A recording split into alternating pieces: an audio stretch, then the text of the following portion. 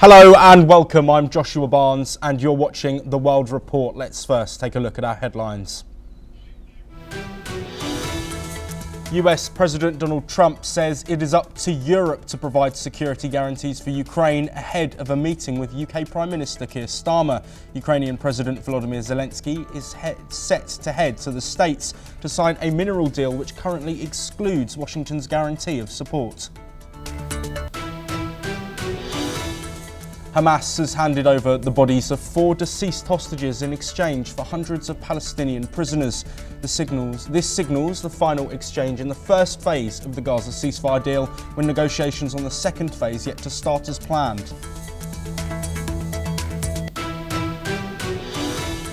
Donald Trump holds his first cabinet meeting at the White House with an extended question and answer session, speaking alongside his cabinet and Elon Musk. Topics included immigration, Doge's government cuts and the economy.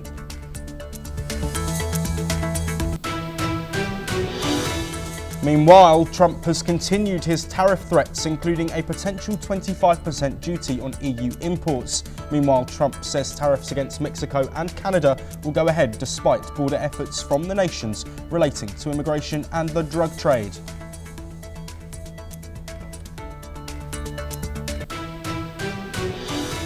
US President Donald Trump is hosting UK Prime Minister Keir Starmer in the Oval Office today. Starmer has reiterated his call for a US security guarantee in Ukraine to deter Russia from invading again. However, ahead of the meeting, Trump has said that there will be no security guarantees for Ukraine from the US. He has once again asked Europe to shoulder the burden. This comes as Ukrainian President Volodymyr Zelenskyy is set to arrive in Washington on Friday to sign the minerals deal. The president is hoping for US support in his meeting with Trump. Joining us first to discuss the latest updates we've had in the Russia-Ukraine conflict, we're joined by Keith Vaz, who is the chairman of Integration Foundation, and he's joining us from London. Keith, thank you very much for being here today. Of course, Sir Keir Starmer is in the US and we'll be chatting with Donald Trump. This follows a conversation with Emmanuel Macron a couple of days ago as well. It seems clear that Trump is saying the ball is in the European nations' court in terms of defending Ukraine, but is there anything that Starmer can do at the 11th hour to try and change Trump's opinion, in your opinion? Good morning, Josh. I think the problem is when you are visiting someone like the President of the United States and the agenda is to try and get him to give some security guarantees for Ukraine, and before that meeting takes place, it's now 5 o'clock in Washington, D.C., so obviously the Brits are preparing for that meeting. I don't know what time it's going to be in the Oval Office, but they're preparing for it. And before you actually get into the Oval Office, the main item of the agenda has been taken away from you, which is a very clear indication from President Trump that he expects the European countries to shoulder the burden in terms of the cost, while at the same time doing a side deal with Volodymyr Zelenskyy, who we understand is due in Washington as the next big foreign leader, to get a deal which will give the United States precious minerals coming from Ukraine in order to pay for past help that America has given. Now, this is a big blow, I think, in terms of the meeting, and it will take all Keir Starmer's skills, and he has these skills as a former prosecutor, former director of public prosecutions in the United Kingdom. He clearly has persuasive skills. He has to use all those skills in order to persuade Donald Trump to change his mind. I mean, he can learn something from Macron. Macron is a very touchy-feely president, as I've said before. But actually, what is required is a different approach, maybe more like Justin Trudeau or the president of Mexico, Claudia Sheinbaum. He has to be different. He can't be the same as Macron, but the agenda has changed. Trump has also commented on NATO, something that, of course, Ukraine have been very keen on securing, NATO membership, that is. He said that it's probably the reason that the war has started. In terms of any security for Ukraine, if they do sign a ceasefire deal, what do you think that will look like, considering Russia's staunch opposition to peacekeeping forces within Ukraine? Well, it seems that they are prepared to accept a deal with America. I think that if the Americans say, do a deal with us, and we're going to send our troops in to guarantee it, the Russians don't seem to mind. But they are saying, do a deal with us, let's have peace in Ukraine, but we won't have the Europeans in there. So the question for Keir Starmer and the European Union and those in Europe who are not in the EU is, how do you guarantee that peace? How do you know once the deal is done that Russia will not move forward and take over other parts of Ukraine? That's the difficult part. If you just sign everything away on the basis of a deal, an economic decision, and you don't have those security guarantees, who is going to keep the keeper? Who is going to make sure that this deal is going to go through? Because the international organizations, I'm afraid nobody takes any notice of them. UN resolutions are passed. Nobody takes any notice of them. ICC decisions are taken. Nobody takes any notice. So it's got to be done on a handshake and a signing of a piece of paper. In Donald Trump's case, of course, it's the handshake, and probably in Putin's case as well.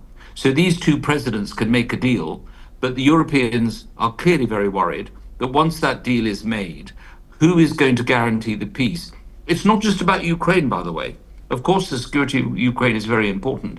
It's about the countries that are the nearest to Ukraine, like Moldova and other countries, those who share a border, who are going to be very concerned. So this isn't the end of this drama.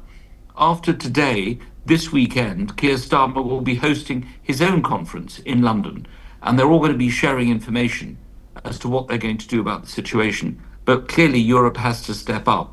It has no independent defense force other than NATO. Unless America is going to leave NATO, Europe can't start creating its own force independent of its allies. That would be a step too far as our allies are concerned. Yes, also joining us to discuss these new developments that we've had in the Russia-Ukraine war and the work towards peace is Dr. Sergei Dvoryanov, who's a communication of BCMF at the BRICS Culture Media Forum, who is joining us from Moscow. Dr. Dvoryanov, we have heard from people on this programme and also experts elsewhere referencing the appeasement after the Second World War, or at the start of the Second World War with Germany, and some have likened it to this situation that we're currently seeing. Keith there spoke about a deal between Russia and the United States. Is there a feeling, and what is your response to allegations that this appeasement could lead to further conflicts down the line? I think it's a very, very troublesome situation. And I think it's very worrying because international diplomacy is built on stability. It's built on having your allies, having your tribes, and the tribes always voting together. Now, as we saw in the Middle East, some of these countries, like France and the United Kingdom, are abstaining at the UN in the Security Council because their position has shifted. Now, America is shifting not only the goalposts, but they're shifting stadiums. It's not even at the same stadium, if you use a footballing metaphor. It's somewhere completely different. They want to make a deal at this level, and they want the Europeans at this level to be able to fill in the gaps as we go along. The key thing is whether Volodymyr Zelenskyy will basically have enough of this and say, I'm not staying anymore. I think I've done my bit for my country. Everyone says that I'm an obstacle to peace. Well, let's hand this over and get somebody else to do it. It could be catastrophic. I think there were reasons why Russia went into the Ukraine. The issue now is, have those reasons been dealt with? After all these killings, all these deaths, what Trump is saying in the very simplistic way he does diplomacy. And you've got to admire his clarity. I mean, he does, as a politician, do what he says he's going to do. There's no kind of sub clause here. There's no subtext. he says what he feels and he gets on and does it. That's why he's admired so much, not just in America, but also in other parts of the world, because rarely do you get a politician who says that. He's been very clear. This is an economic deal that the United States want to make now. They want the Europeans to take the burden sharing. They want Europeans to provide the security force, and they want the Europeans to pay. So he wants this to be a European issue while he goes around trying to reduce that massive debt that the United States has with China and other countries. So I don't think one can be accusing Donald Trump of not being clear. He is very clear where he stands. The issue for the European powers is how do they move together in order to bolster the Ukrainian regime and protect themselves. Because in the end, this is all about protecting themselves as well. It's, of course, there are high principles of peace and security, and we must stop one country invading another. But of course, as we know, the history of our country and the history of America, not America in terms of invading other countries, but in terms of supporting other countries, is that they just go after the small countries and do what they want with it. Trump is different because Trump is being very clear where he stands. What the European countries have got to be clear at is where they stand and whether they're prepared to pay. I mean, only yesterday in the House of Commons, Keir Starmer announced a cut in international aid. Can you imagine a left of centre Labour government cutting international aid and boosting defence expenditure? This is completely outside our philosophy and what we believe in. But he's doing it in response to what's happening in the Oval Office. So this is an important meeting that's happening today. There's no doubt about that, Josh. But the trouble is the agenda has been changed completely. Trump has already said no to Keir Starmer. So it's going to take all Keir Starmer's skills to try and change the no into a maybe, or even dramatically into a yes. Yes, and joining us now is Dr. Sergei Dvoryanov. Thank you very much for being here. I want to look at a conversation that is to be had between Russia and the US. The Kremlin have said that any talks and any deal will take some time. But what do you think Vladimir Putin is looking for in a deal with the United States, and how might that impact the war with Ukraine?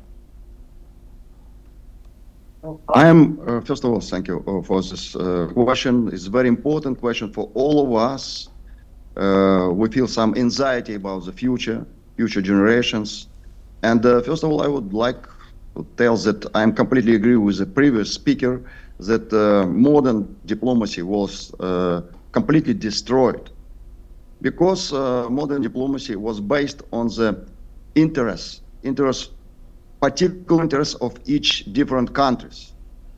And right now we should refresh and restart new strategic vision of all of us, where we'll base diplomacy not on interests, but on the principles.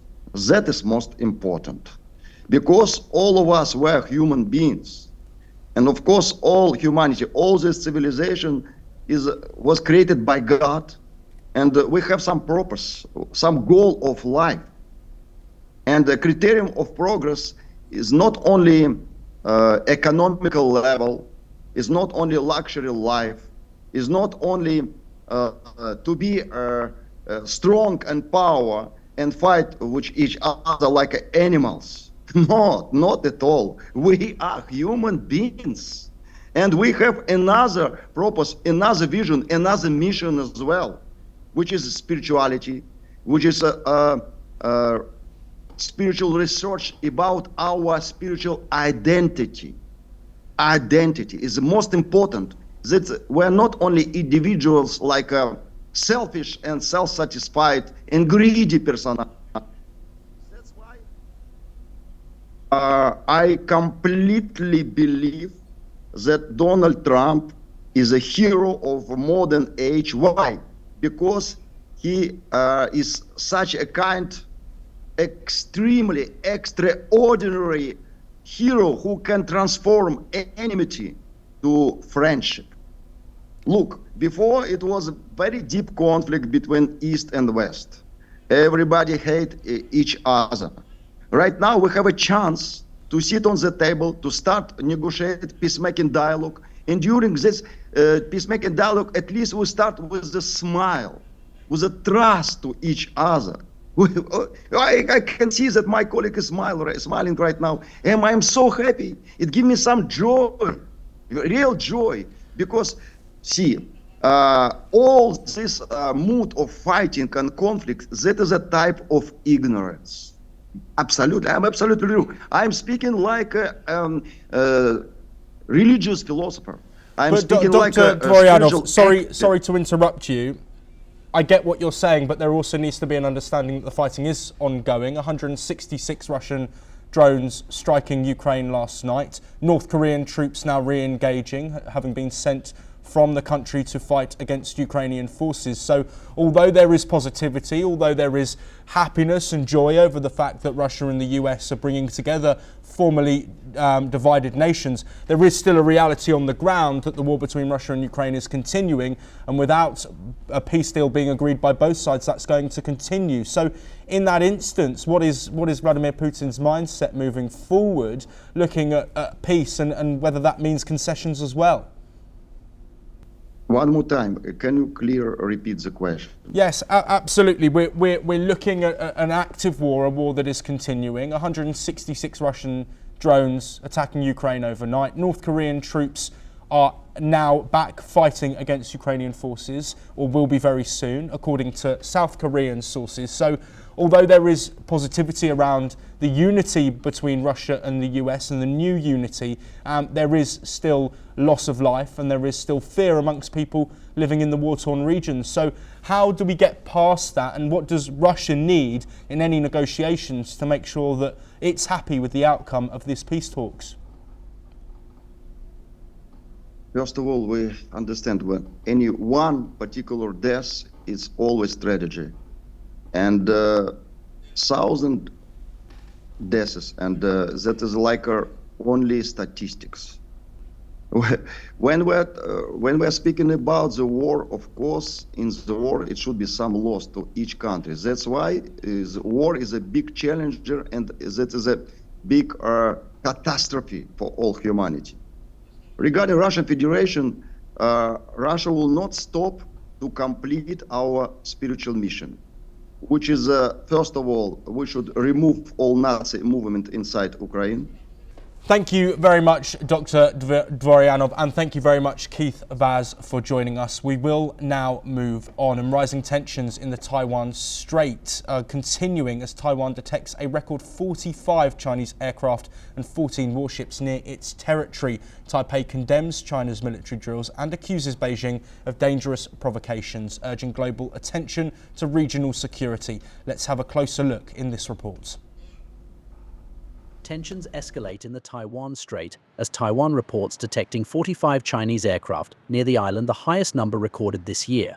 In the past 24 hours, Taiwan's defense ministry also reported the presence of 14 Chinese warships near its territory, marking a sharp increase in military activity. 我们此前已经介绍过在有关问题上的立场，我想在这里再次强调，中方愿在相互尊重、平等相待的基础上，发展同库克群岛等太平洋岛国的友好合作关系，促进共同发展。 This surge follows China's recent combat drill and live-fire exercises just 40 nautical miles off Taiwan's southern coast, moves Taipei condemned as dangerous provocations. In response, Taiwan deployed its own military forces to monitor and respond to what it calls repeated violations of international norms. Taiwan's presidential office issued a strong condemnation of Beijing's actions, calling them blatant provocations against regional peace and stability. Amid rising tensions, Taiwan's foreign ministry urged the global community to closely monitor security in the Taiwan Strait. Adding to the strain, Taiwan seized a Chinese crewed cargo ship suspected of cutting a subsea telecom cable, fueling fears over threats to critical infrastructure. Bureau Report, NewsX. We'll now take a look at the latest from across the Indo-Pacific region. During meetings with China on Wednesday, New Zealand's foreign minister has voiced concern over China's recent live fire drills in the Tasman Sea. Deputy Prime Minister of New Zealand, Winston Peters, said that the issue was a lack of notice given to New Zealand. This statement came after his meeting with Chinese Foreign Minister Wang Yi and Vice Premier Han Zheng in Beijing. He later added, "This is a failure in our relationship at this time, and we'd like to have it corrected into the future." The death toll from recent heavy rain and hail in 3 Afghan provinces has risen to 39. Flash floods ripped through the western border province of Farah on Tuesday, washing away 21 people. Meanwhile, 3 more were killed when a hailstorm caused houses to collapse. Further east, 6 people were killed in Helmand province, including a child struck by lightning, and 9 in Kandahar province. Officials said the deadly downpours may, however, help improve long-term drought conditions in several provinces.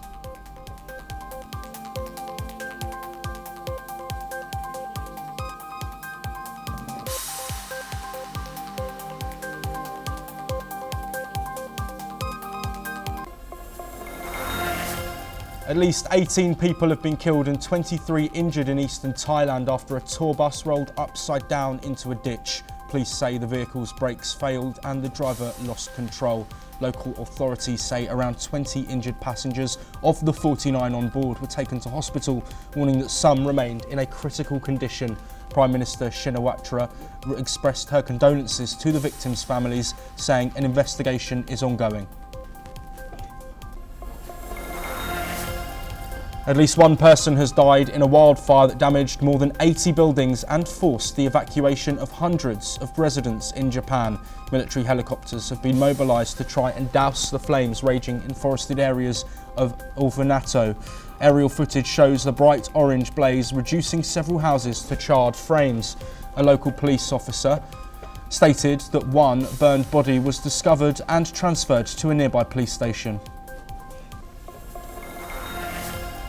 A leading independent journalist is set to go on trial in Vietnam today over Facebook posts that allegedly criticised the government. Hoi Duc worked for influential state-run newspapers before authoring one of Vietnam's most popular blogs and Facebook accounts. Here he has criticised the country's communist leaders on issues such as corruption, media control and relations with China.